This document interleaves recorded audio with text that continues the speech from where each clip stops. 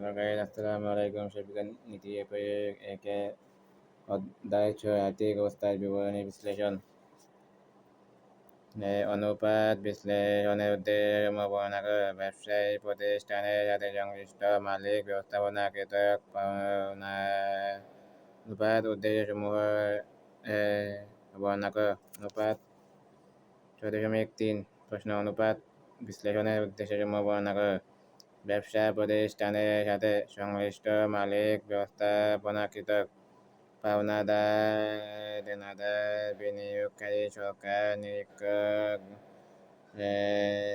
গবেষক, কর্মকর্তা, কর্মচারী ও অন্যান্য ব্যবহারকারীর নিকট ব্যবসা প্রতিষ্ঠানের আর্থিক বিবরণী তথ্য, ক্রয় বিক্রয় হিসাব, লাভ লোকসান হিসাব,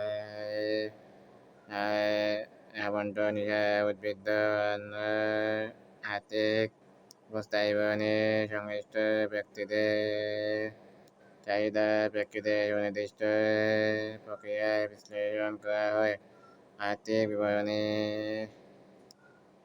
পর্যালোচনা বা অনুধাবন বিশ্লেষণ মুখ্য উদ্দেশ্য নিম্নে বর্ণিত হল: প্রতিষ্ঠানের প্রকৃতি তথা উন্নতি অবনতি বিষয়ক ধারণা নিয়ে প্রতিযোগী প্রতিষ্ঠানের সাথে নিজেদের অবস্থান তুলনামূলক বিশ্লেষণ করা। প্রতিষ্ঠানের মূল 2 এই প্রতিষ্ঠানের কাঠামো বিশ্লেষণ করা এবং ঋণকৃত মূলধন অনুপাত অভিহিত করা। 3 প্রতিষ্ঠানের তারল্য তথা স্বল্পমেয়াদী ঋণ গ্রহণ ক্ষমতা সম্পর্কে অভিহিত করে। 4 প্রতিষ্ঠানের স্বল্পমেয়াদী তথা দীর্ঘমেয়াদী আর্থিক অস্থিরতা সম্পর্কে ধারণা নেওয়া। 5 প্রতিষ্ঠানের লাভ লোকসান আবন্টন ক্ষমতা পর্যালোচনা করে। 6 প্রতিষ্ঠানের সম্পর্কে বিশ্লেষণ করে। 7 বর্তমান সাথে প্রতিষ্ঠানের বজায় রাখা ক্ষমতা বিচার করে। শেয়ারকৃত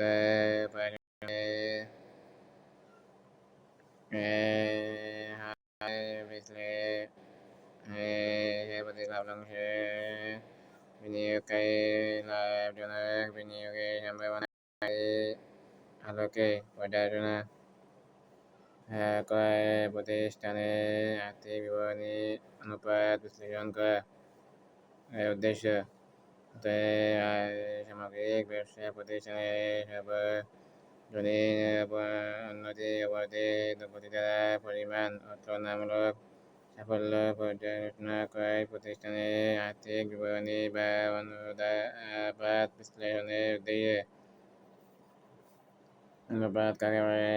সাধারণ অর্থে একটি বিষয়ের সাথে অপর একটি বিষয়ের তুলনামূলক সম্পর্ক গতি দ্বারা পদ্ধতিতে প্রকাশ করাকে অনুপাত বলে।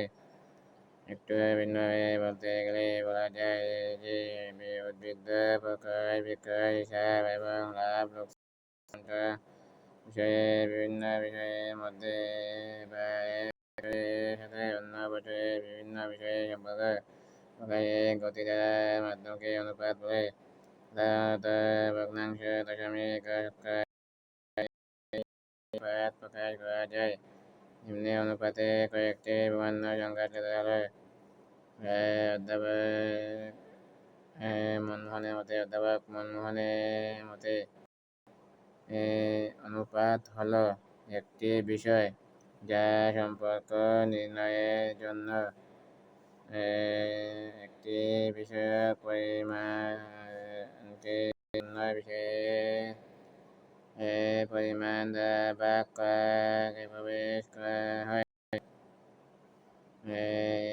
Chamber 20th century 20th century ডিকশনারিতে বলা হয়েছে যে অনুপাত একটি বস্তুর সাথে অন্য বস্তুর সম্পর্ক যার মাধ্যমে ভাগফল হচ্ছে পরিমাপক। বলা হয়েছে যে অনুপাত হল একটি বস্তুর সাথে অন্য বস্তুর সম্পর্ক যার মাধ্যমে ভাগফল হচ্ছে পরিমাপক। উপযুক্ত সংখ্যাগুলো বলা যায় যে প্রকারকে বলা যায় যে অনুপাত হিসাব বা আর্থিক বিবরণী হচ্ছে ব্যবস্থাপনার রুটি প্রদানের কাগজ অঙ্কের মধ্যস্থ সম্পর্কে অনুপাত বিজ্ঞান আর্থিক বিবরণী সাথে ব্যবস্থাটি উৎপাদন সংখ্যাবাচক অঙ্কের উপস্থিতিতে সম্পর্ককে অনুপাত বলে। 2. চলিত অনুপাত ও তারল্য অনুপাতের মধ্যে পার্থক্য। চলিত অনুপাত চলিত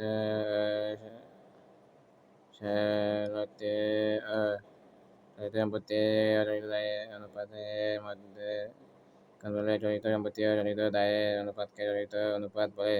পক্ষান্তরে তারল্য অনুপাত তারল্য সম্পত্তি ও তারল্য দায়ের পক্ষান্তরে তারল্য অনুপাতে তারল্য সম্পত্তি ও চলিত দায়ের সম্পর্ককে নির্ণয় করা হয়। চলিত অনুপাত তারল্য অনুপাত চলিত অনুপাত ও চলিত দায়ের অনুপাত চলিত অনুপাত চলিত সম্পদ ও চলিত দায়ের অনুপাতকে চলিত সম্পদ বলে। তারল্য অনুপাত চলিত সম্পদ ও চলিত দায়ের অনুপাতকে তারল্য সম্পদ বলে। চলিত সম্পদ ও চলিত দায়ের অনুপাতকে তারল্য অনুপাত বলে। চলিত অনুপাত চলিত সম্পদ বাই চলিত দায় চলিত অনুপাত চলিত সম্পদ বাই চলিত দায়। তারল্য অনুপাত তারিত সম্পত্তি বাই তারিত তারল্য অনুপাত তারিত সম্পত্তি বাই তারিত দায়। আদর্শ মান সাধারণত অনুপাতকে আদর্শ চলিত অনুপাত বলা হয়। সাধারণত অনুপাতকে আদর্শ চলিত অনুপাত বলা হয়। 2:1 অনুপাতকে আদর্শ চলিত অনুপাত বলা হয়। সাধারণত 1:2 অনুপাতকে আদর্শ তারল্য অনুপাত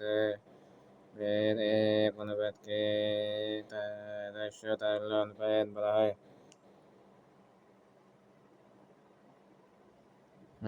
তাৎপর্য চলিত অনুপাত দ্বারা ব্যবসায়িক প্রতিষ্ঠানে স্বল্পমেয়াদী দায় ও দেনা পরিশোধ করতে সক্ষম কিনা তা বোঝায়। চলিত অনুপাত দ্বারা ব্যবসায়িক প্রতিষ্ঠানে স্বল্পমেয়াদী দায় ও দেনা পরিশোধ করতে সক্ষম কিনা তা বোঝায়।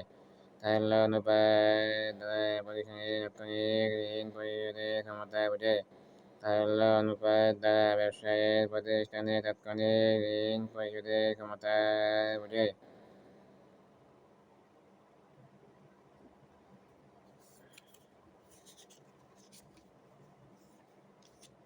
প্রশ্ন ষষ্ঠ অধ্যায় আর্থিক অবস্থা আর্থিক বিবরণী বিশ্লেষণ। আর্থিক বিবরণী বিশ্লেষণের উদ্দেশ্যসমূহ বর্ণনা আর্থিক বিবরণী বিশ্লেষণের প্রয়োজনীয়তা গুরুত্ব আলোচনা কর। আর্থিক বিবরণী প্রশ্ন 6.8 ব্যবসায়িক তথ্যভাণ্ডারের অন্তর্গত প্রধান উৎস হচ্ছে আর্থিক বিবরণী সমূহ। ব্যবসায়িক প্রতিষ্ঠানের সাথে সংশ্লিষ্ট ভিন্ন পক্ষ আর্থিক বিবরণী ব্যবহার করে থাকে। আর্থিক বিবরণী ব্যবহারিক গুরুত্ব অনেক বেশি। 1. ব্যবসায়ের বাজেট ও পরিকল্পনা প্রণয়ন। Preparing the budget and planning of business. ব্যবসা প্রতিষ্ঠান সুষ্ঠুভাবে পরিচালনা করার জন্য আর্থিক বছরের শুরুতে বিভিন্ন প্রকার বাজেট যেমন ক্রয় বাজেট, বিক্রয় বাজেট, উৎপাদন বাজেট, মার্কেটিং ও প্রশাসন করার জন্য আর্থিক বছরের শুরুতে বিভিন্ন প্রকার বাজেট যেমন ক্রয় বাজেট, বিক্রয় বাজেট, উৎপাদন বাজেট, মার্কেটিং এবং প্রশাসনিক। 2. 3. ব্যবসায়ের বাজেট ও পরিকল্পনা প্রণয়ন। Preparing the budget and planning of business. ব্যবসা প্রতিষ্ঠান সুষ্ঠুভাবে পরিচালনা করার জন্য আর্থিক বছরের শুরুতে বিভিন্ন প্রকার বাজেট যেমন ক্রয় বাজেট, বিক্রয় বাজেট, উৎপাদন বাজেট, মার্কেটিং এবং প্রশাসনিক বাজেট প্রণয়ন ও পরিকল্পনা প্রক্রিয়ায় আর্থিক সূত্র ব্যবহার করে থাকেন। প্রতিষ্ঠানের চলিত ও দীর্ঘমেয়াদী দায় পরিশোধের ক্ষমতা নির্ধারণ।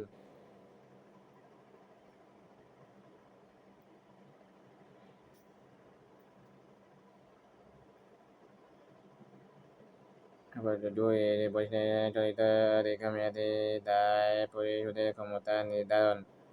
Determination of deployment power of current and long-term liability of the organization. Determination of payment power of current and long-term liability of the organization.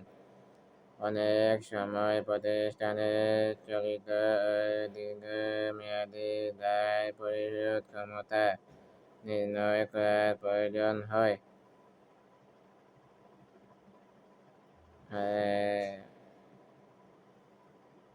আর্থিক বিবরণী বিভিন্ন তথ্য যেমন চলিত সম্পত্তি, চলিত দায়, দীর্ঘমেয়াদী দায়, মালিকানা সত্ত্বের উপাদানগুলোর অনুপাত বিশ্লেষণের মাধ্যমে প্রতিষ্ঠানের আর্থিক সচ্ছলতা এবং ঋণ পরিশোধের ক্ষমতা যাচাই করা যায়। প্রত্যেক হিসাব ব্যাংক এবং সম্ভাবনা বিনিয়োগকারী প্রতিষ্ঠানের আর্থিক সচ্ছলতা সম্পর্কে সন্তুষ্টি হওয়ার পর তাদের ঋণদাতা কার্যক্রম সম্পর্কে সিদ্ধান্ত নিতে পারে।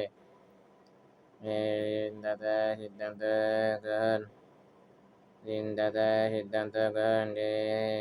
Decision making by the loan creditor. Decision making by the loan creditor. ঋণদাতা কোনো প্রতিষ্ঠানের ঋণ মঞ্জুর করার পূর্বে এ প্রতিষ্ঠানের আর্থিক সচ্ছলতা আছে কিনা বা তন্মধ্যে মুনাফা ঋণের টাকা ফেরত দিতে পারবে কিনা, কারবারের সুনাম প্রভৃতি বিষয়ে প্রতিষ্ঠানের বিবেচনা করে থাকে। ঋণদাতাগণ কারবারের প্রতিষ্ঠানের বিভিন্ন সময়ের আর্থিক বিবরণীসমূহ বিশ্লেষণ করে যথেষ্ট হওয়ার পর ঋণ মঞ্জুর করার সিদ্ধান্ত নিয়ে থাকে। লভ্যাংশ ঘোষণা সংক্রান্ত সিদ্ধান্ত গ্রহণ। লভ্যাংশ ঘোষণা সংক্রান্ত সিদ্ধান্ত গ্রহণ।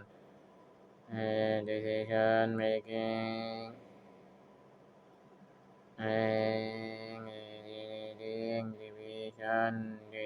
declaration. হিসাব বছরের শেষে আর্থিক বিবরণী প্রস্তুত হওয়ার পর